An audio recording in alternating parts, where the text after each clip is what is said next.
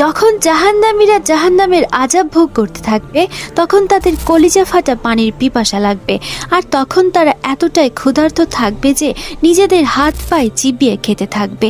তখন তাদেরকে খেতে দেওয়া হবে এক ভয়ঙ্কর ফল। সেই ফলের আকৃতি হবে ভয়ঙ্কর শয়তানের মাথার মতো এবং স্বাদ হবে অত্যন্ত তিতা এবং কাঁটাযুক্ত। ক্ষুধার কারণে জাহান্নামীরা সেটাই খেতে চাইবে, কিন্তু তখন তারা খেতে আর পারবে না, আর ফেরেশতারা তখন তাদের জোর করে সেটি খাওয়াবে, যার ফলে তাদের ভিতরে নাড়ি ভুঁড়ি সব ছিঁড়ে যাবে এবং তাদের পিপাসা নিবারণের জন্য আনা হবে জাহান্নামের ফুটন্ত পানি। তারা এতটাই পিপাসায় কাতর থাকবে যে কোনো কিছু না ভেবে সেই পানি পান করবে, আর তাদের মুখের মাংসগুলো ঝলসে পড়তে থাকবে। হে আল্লাহ, আপনি আমাদের জাহান্নামের এই কঠিন আযাব থেকে হেফাজত করুন।